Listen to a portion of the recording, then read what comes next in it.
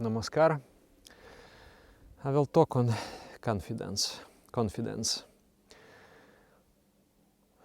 There are more than 7 billion human beings on this planet. All of them, to some extent, talented, intellectually developed, having 2 hands, 2 feet, capable of immense achievements. But unfortunately, out of those 7 billions, actually only few people are becoming fulfilled in life. And that fulfillment, that success in life, very much depends on this quality of confidence. So I would like to talk on how to build that personal confidence. There are 3 levels: physical, psychic, and spiritual.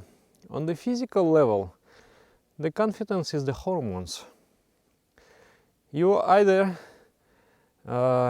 alpha monkey or omega monkey.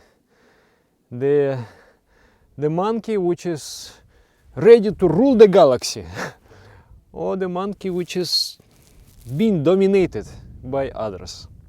And that entirely depends on the secretion of hormones, especially the male hormones, the testosterone. And the hormones are increasing when we live the proper balanced lifestyle.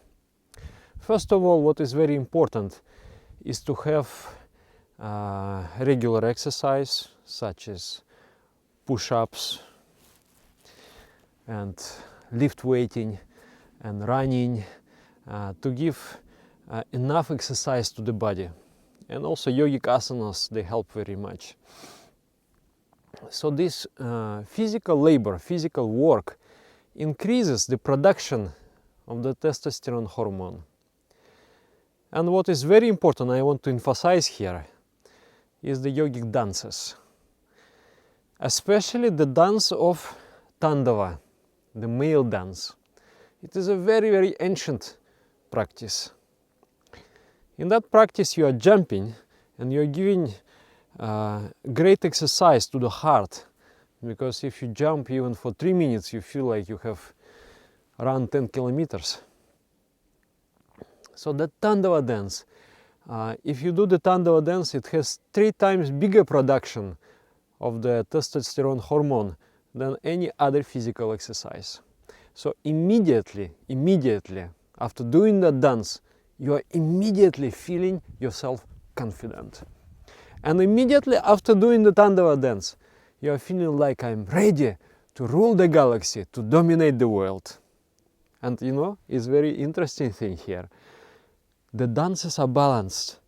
There is one called Tandava, and then at the same time, when the Tandava was invented, it was invented by the Sadashiva, the first yogi, and his wife, Parvati. She has invented the dance of Lalita Marmika. In this dance, I become very tough monkey, very dominating person. But at the same time, Lalita Marmika is based on the mudra, the expression of inner gentleness. And there is this, you can watch the video on Lalita Marmika, it is there in our channel. There is this movement with the toe, you're touching behind the heels. Ta, ta, ta. And the symbolism of this action is, I'm moving gently. I'm touching the ground gently, not harming any living creature. So this balance, you have to be strong and you have to have that forcefulness within, fierceness, the fury within.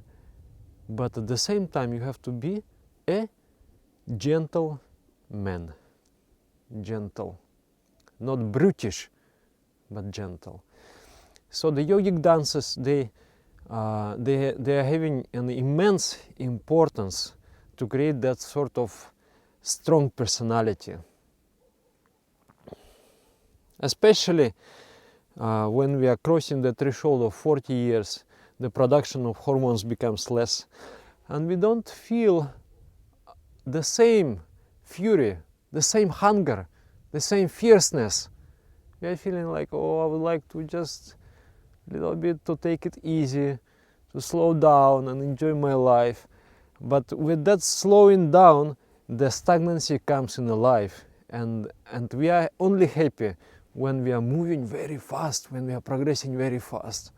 So these dances, these exercises, this yogic lifestyle, it helps a lot to maintain dynamism until the 90 years old. On the psychic level, the confidence created by knowledge and experience. When I have built several houses, I feel like I can build another house. I have confidence. When I have earned some money in life, I can feel I can always earn money. I have confidence. So skills, knowledge, experience, they're slowly building up my confidence. So generally, when I am growing, the older I become, the more confident I become.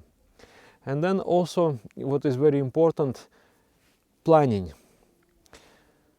We can be lazy on different levels. Physically lazy, not moving anywhere. Psychically lazy, not planning, not thinking. And spiritually lazy, not meditating. So we should avoid psychic laziness. In fact, all three types of laziness. Before doing something, we have to think very deeply. And if we have plan A, plan B, plan C, plan D in our mind, then we feel much more confidence. Instead of moving just without any clue, without any idea. So this inner preparedness, inner that your actions, they are not based on the whims, but they are properly planned, properly thought of. It gives you confidence as well. And also ideation, it is already psycho-spiritual. You have to be dominated by the higher propensities of the mind, the higher chakras. The higher propensities is like in Tandava. One portion of dance is dancing, jumping, physical. And second portion of the dance is psychic, purely psychic, psychological. You are imagining that you are holding a human skull in the hand, and then you're imagining that you are holding the dagger in another hand. In the left hand is the skull, in the right hand is the dagger. The skull represents the force of staticity, the stagnancy is the force of death. It whispers to you, not today. Just stay at home today. Don't move. You can always do it. Don't worry. So that force that suggests you to be immobile is the force of death. And that is our enemy. We are fighting with that. We are fighting with death. And then another one is the dagger. The dagger is the weapon of struggle. I am not shy of struggle. I am not moving away from the struggle. Rather, I am embracing the struggle, making it part and parcel of my life. I am accepting wholeheartedly the struggle. So, I am jumping and I am overcoming the force of staticity. So that is ideation. Then secondly, the ideation and aspiration. The man is what he aspires for. If I aspire for the great things, for the great achievements and accomplishment, it gives me the inner it gives me the inner juice, it gives me the inner, the blossoming. So I should have very high ideals. Those very high ideals, those very high goals, dreams, they will give me force and confidence. And finally, on the spiritual level, confidence is the trust to God, to establish the connection with God.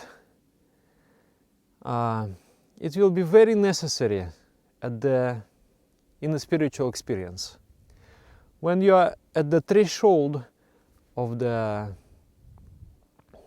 spiritual attainment, and you have to overcome the last attachment, the attachment to your ego, and to jump into the vast ocean of unknown cosmic consciousness and merge with that cosmic consciousness, you should have a great trust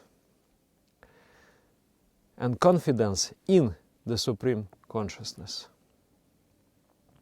So that confidence is developed through intuition.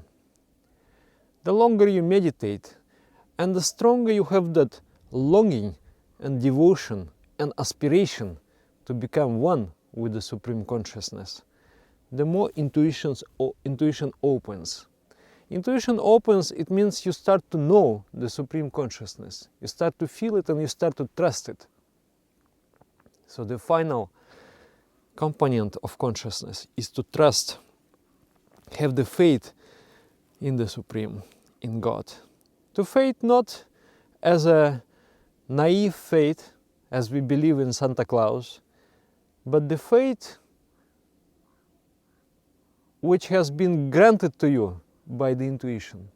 You know in the core of your heart that the Supreme Entity exists. Not only exists, it loves you, it nourishes you. And like the word Purusha, Purusha means consciousness, Supreme Consciousness, Parama Purusha. It means the one who always goes in front. You go and he already been there before you and prepared the ground.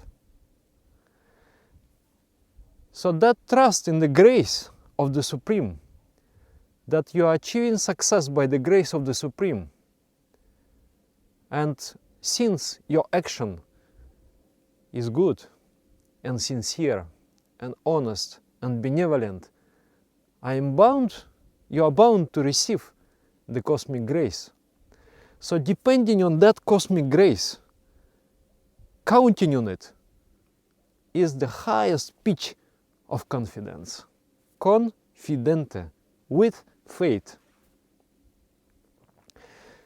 So let us be confident people. Let us be successful people.